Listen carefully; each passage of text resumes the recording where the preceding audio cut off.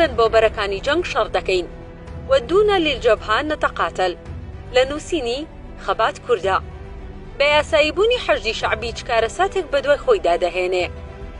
چەند مانگێ لە دوای دەستپێکردنی شەڕی ئێران و عێراق لە ئەیلولی ساڵی 1970 بەهۆی زۆری هەڵاتنی جەنەڕاڵەکانی شای ئێران بە فتوایەکی ئیمام خومەینی ڕۆژانە سەدان و هەزاران شیعە لە هەموو کوچە حوسێینەکانەوە گەنج و پیری ئەو وڵاتە خۆیان پڕچەک دەکرد و ڕەوانەی بەرەکانی جەنگ دەکران و کلیلی دەرگای بەهەشتیان لە مل دەکرا هەتا دوای ناویان لێنان سوپای پاسداران.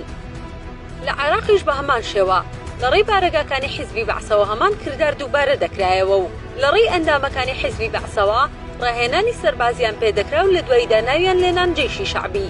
تەنها جیاوازیە کە بەدی دەکرا لە نێوان ئەو دوو سوپایە ئەوە بوو کە لە عێراق 3 بۆ 6 مانگ ڕاهێنانیان پێدەکرا لەسەر شوێنێتی بەکارهێنانی جۆرەها چەک و لە ئێرانیش ڕاستەوخۆ بۆ بەرەکانی جەنگ ڕەوانە دەکران. دەگەڕنەوە مامۆستایەکی کورد کە لە دوای نسکەی ساڵی 1970 نەفی دەکرێت بۆ گوندێکی دوورەدەستی ناوزەلکاوەکانی باشوور لەگەڵ شێخی عەشیرەتێک دۆسایەتێک لە نێوانیاندا دروست دەبێ و زۆر هەوڵ دەدات کە شێخ یارمەتی بدا و بتوانێت بگەڕێتەوە ناو کەسوکاری. شێخیش هەردەڵێدان بە خۆت دابگرا تا ڕۆژێکیان بەرپرسێکی باڵا حیزبی بەعەز دەچێتە گوندەکە و خەڵکەکە کۆ دەکاتەوە و داوایان لێ دەکا کە چەک هەڵبگرن و ڕوو لە بەرەکانی جەنگ بکەن. بەرپرسەکە و یا شێخ هەرچیەکی دەکەن لە هەوڵەکانیان سەرکەوتوو نابن. لەو کاتەدا شێخانە بۆ مامۆستا کوردەکە دەهێنێ و پەیمانی پێدەدەن کە بتوانێ بگەڕێتەوە ناو کەسوکاری بۆ مامۆستا دای بمەزرێننەوە. بەڵێ مامۆستا بە دژداشەیەک و عەگالێکەوە دەچێت و ناو جەماوەرەکە و دەست بە عەگالەکەیەوە دەگرێ و لەگەڵ هەڵپەڕین هاوار دەکات بمان بن بۆ بەرەکانی جەنگ شەڕ دەکەین. ودونا للجبهة نقاتل. ئیتر گەنج و پیاوانی عەشیرەتەکە دەمار دەیانگرێ خوێنیان دەخڵە و دەکەونە جوڵە و بەدوای مامۆستا کوردەکە شیعەرەکە دەڵێنەوە و دوایی خەڵکەکە سواری پاسەکان دەکەن و مامۆستاش دەگەڕێنەوە کوردستان. حەشدی شەعبی لەو کاتێکە داعش گەیشتە ناوگەڕەکەکانی بەغدا لە فەلوجەوە بە فتوایەکی عەلی سیستانی و بە هەمان شێوەی فتواکەی خومەینی دەست بەکار بوون و گەورەکران.